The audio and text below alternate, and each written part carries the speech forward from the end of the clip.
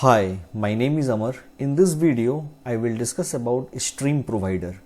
In the last video, I have discussed about future provider. Now, future provider and stream provider are more or less same, but in stream provider, instead of depending on future, it depends on stream. It can be used to get data from a real-time database like Firestore.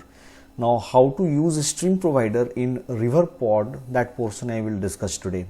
As usual, here I have created the project and the root of the app is wrapped inside provider scope widget. Now here I will create a stream provider like this. Stream provider equals to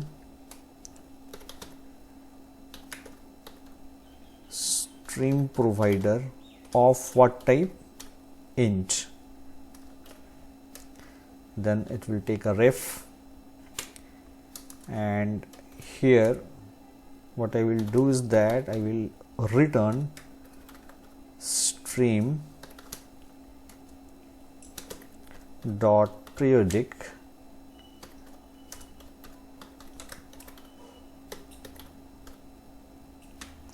duration after an duration of 2 seconds.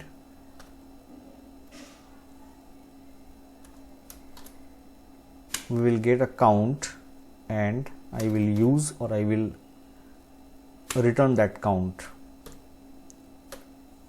Correct. So here I have created a stream provider which will give us data after an interval of 2 seconds.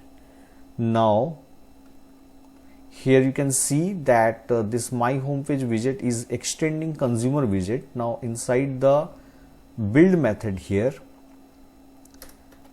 I will use final stream data equals to, as usual we will use ref.watch, and here I will watch which provider? The provider which I have created, that is stream provider. Now in the body of this scaffold here I will use stream data dot when, as I have used in case of future provider. Correct. Now in case of error I will use this text and here I will pass error dot toString. If any error occurs then this will work and the error will be displayed in this text widget. In case of loading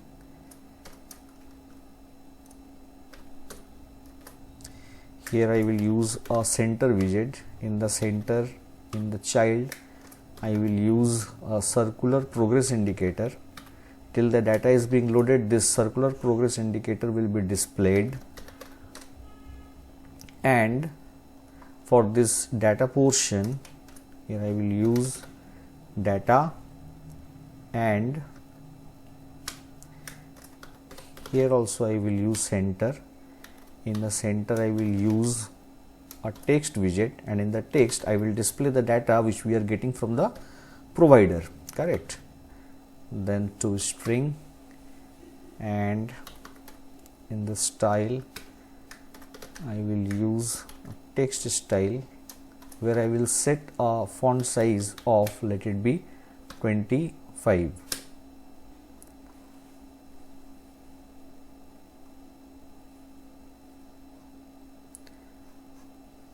Now it is